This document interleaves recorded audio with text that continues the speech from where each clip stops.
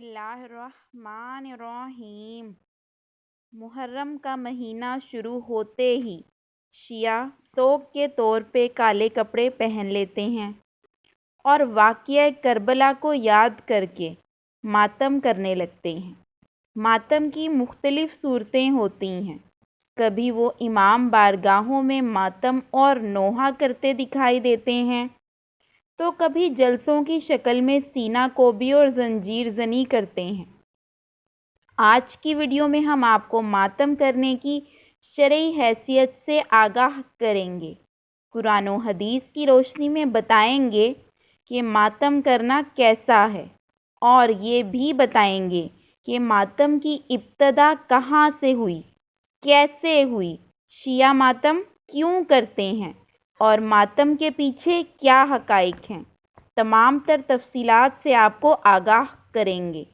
ماتم کے بارے میں کچھ حقائق جان کر آپ کے اوساں خطا ہونے والے ہیں۔ سب سے پہلا ماتم ابلیس نے کیا تھا۔ شیطان کو جنت سے نکالا گیا تو اس نے نوحہ کیا۔ آپ کو یہ جان کر حیرانی ہوگی کہ حضرت امام حسین رضی اللہ تعالیٰ عنہ کا پہلا ماتم کوفہ میں آپ کے قاتلوں نے کیا۔ پھر دمشق میں یزید نے اپنے گھر کی عورتوں سے 3 روزہ ماتم کروایا۔ ابن زیاد نے آپ کے سر مبارک کو کوفہ کے بازاروں میں پھرایا۔ کوفہ کے لوگوں نے رو رو کر کہرام برپا کر دیا۔ کوفہ والوں کو روتا دیکھ کر امام زین العابدین نے فرمایا، یہ سب خود ہی ہمارے قاتل ہیں اور خود ہی رو رہے ہیں۔ ماتم کی ابتدا ایسے ہوئی۔ وقت کا سکہ چلتا رہا اور وقت کے ساتھ ساتھ بدعتوں میں بھی ترقی آتی رہی۔ صرف چہرے پہ غمزدہ تاثر کے ساتھ سیاہ لباس اور سینے اور چہرے پر ہلکے ہاتھوں سے پیٹنے کا عمل شروع ہو گیا۔ 16ویں اور 17ویں صدی میں انگریز راج پوری دنیا میں پھیل رہا تھا۔ انہوں نے ایسٹ انڈیا کمپنی کے ذریعے برصغیر پر بھی قدم جمانے شروع کر دیے۔ اس دور میں انگریزوں نے پیسوں اور نوکریوں کا لالچ دے کر ہلکا پھلکا ماتم کرنے والوں سے زنجیر زنی اور خنجر زنی جیسے متشدد کام کروانے شروع کر دیے۔ غریب معصوم لوگ جن کے پاس کھانے کو 2 وقت کی روٹی بھی میسر نہ ہوتی تھی، وہ اس لالچ میں آ جاتے اور 10 محرم کو زنجیر زنی، جسم پہ خنجر سے وار کرنا اور کوئلوں پہ چلنا شروع کر دیتے۔ زخمی ہونے کے بعد انہیں کمشنر کی ہدایت کے مطابق ضروری طبی امداد اور اس ماتم کے معاوضے کے طور پہ کچھ رقم مل جاتی، جس سے وہ اپنے زخم بھول جاتے اور دعا کرتے کہ سال کا ہر دن 10 محرم ہوتا کہ انہیں اچھا معاوضہ ملتا رہے۔ چند سال یوں ہی ماتم کروانے کے بعد انگریزوں کو پیسے خرچ کرنے کی ضرورت ہی نہیں رہی، کیونکہ پھر یہ ایک بدعت کے طور پہ محرم کی ماتمانہ پریکٹس میں شامل ہو گیا۔ اب لوگ ماتم کو حسین رضی اللہ تعالیٰ عنہ سے محبت کے طور پہ لینا شروع ہو گئے اور غریبوں کو پھر کھانے کے لالے پڑ گئے، جو سارا سال 10 محرم کا انتظار کرتے کہ اس دن گوروں سے اچھا مال مل سکے گا۔ اس ماتم کی تصویریں پوری دنیا میں شائع ہوتی ہیں اور انہیں بتایا جاتا ہے کہ مسلمان کس قسم کے وحشی لوگ ہیں۔ متشدد قسم کا ماتم برصغیر سے ہی شروع ہوا۔ یہ لوگ خود کو دھوکے میں ڈالے ہوئے ہیں اور قرآن و حدیث کو چھوڑ کر گمراہی کے رستے پہ چل رہے ہیں۔ ان کی عقل پر پتھر پڑے ہوئے ہیں۔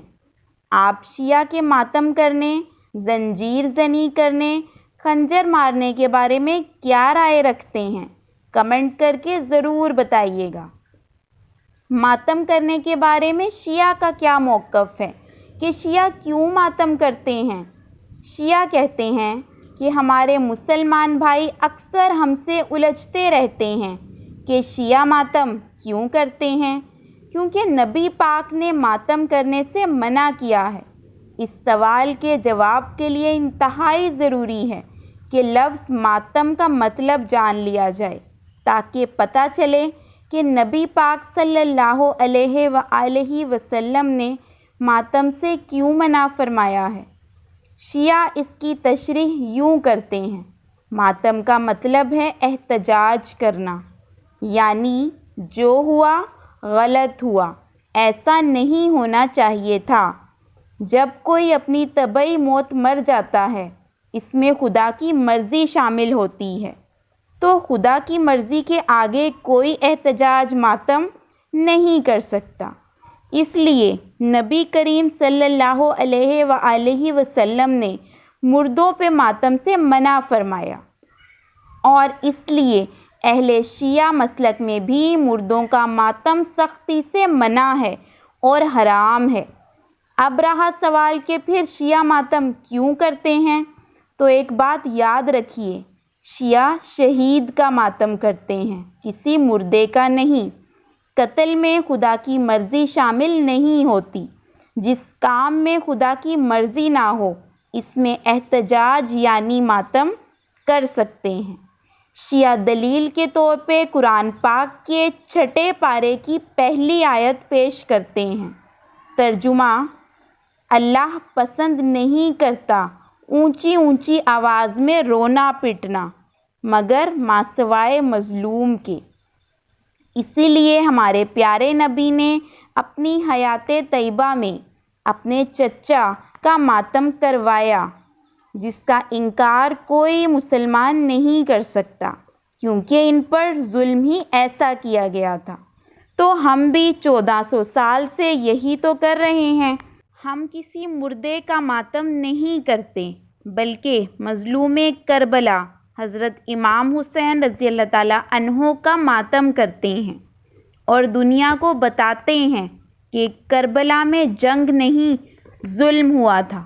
شیعہ کے ان دلائل میں کوئی سچائی نہیں ہے، اور وہ قرآن پاک کا ترجمہ اپنے مقاصد کے لیے کرتے ہیں، جو کہ درست نہیں ہے۔ نہ ہی حضرت عباس کی شہادت پہ نبی کریم نے ماتم کے لیے اجازت دی تھی۔ اسلام قطعاً ماتم کی اجازت نہیں دیتا۔ ماتم کی شرعی حیثیت قرآن و حدیث کی روشنی میں کیا ہے؟ اسلام میں تو مصیبت پہ صبر کرنے کا حکم دیا گیا ہے۔ ماتم کرنا، واویلا کرنا، ہائے ہائے کرنا، چہرے یا سینے پہ تماچے مارنا، کپڑے پھاڑنا، بدن کو زخمی کرنا، نوحہ کرنا، یہ سب باتیں خلاف صبر اور ناجائز اور حرام ہیں۔ ہاں، جب خود بخود آنکھوں سے آنسو آ جائیں، رقت طاری ہو جائے، تو یہ رونا نہ صرف ثواب بلکہ موجب رحمت ہوگا۔ اسلام میں تو کسی کے مرنے پہ بھی 3 دن سے زیادہ سوگ کی اجازت نہیں ہے۔ ام حبیبہ فرماتی ہیں، میں نے رسول اللہ کو کہتے ہوئے سنا، جو عورت اللہ اور آخرت پہ ایمان رکھتی ہو، اس کے لیے یہ جائز نہیں کہ وہ کسی کے لیے 3 دن سے زیادہ سوگ کرے، البتہ اپنے خاوند کے لیے 4 ماہ 10 دن سوگ کرے۔ ایصال ثواب کرنا، ذکر و اذکار کرنا جائز ہے، یہ سوگ نہیں ہے۔ جس غم کا اظہار آنکھ اور دل سے ہو وہ رحمت ہے، لیکن جس کا اظہار ہاتھ اور زبان سے ہو وہ شیطان کی طرف سے ہے۔ شہید تو بحکم قرآن زندہ ہیں، انہیں پیٹنا تو اور زیادہ گناہ ہے، جہالت ہے۔ اب آپ خود ہی سوچ لیں کہ شیعہ کا ماتم کرنا کیسا ہے۔ وہ تو اپنے ماتم کو جائز سمجھتے ہیں اور بڑے فخر سے اسے جائز قرار دیتے ہیں، لیکن بڑے افسوس کی بات ہے، مسلمان وہی ہے جو شریعت اسلام کا پابند ہے۔ جو کوئی بھی شریعت اسلام کی مخالفت کرے گا وہ دائرہ اسلام سے خارج ہے۔ یہ تھی ہماری آج کی ویڈیو۔ اس ویڈیو کو زیادہ سے زیادہ شیئر کریں تاکہ ماتم کے بارے میں ان حقائق سے سب لوگ آگاہ ہو سکیں۔ امید کرتے ہیں کہ آپ کو یہ ویڈیو اچھی لگے گی۔ ویڈیو اگر اچھی لگی ہو تو لائک کر دیں، چینل پہ نیو ہیں تو سبسکرائب کر دیں، ساتھ میں لگے بیل آئیکن کو بھی پریس کر دیں تاکہ میرے فیوچر کی ویڈیو کی نوٹیفیکیشنز بھی آپ کو مل سکیں۔ جزاک اللہ۔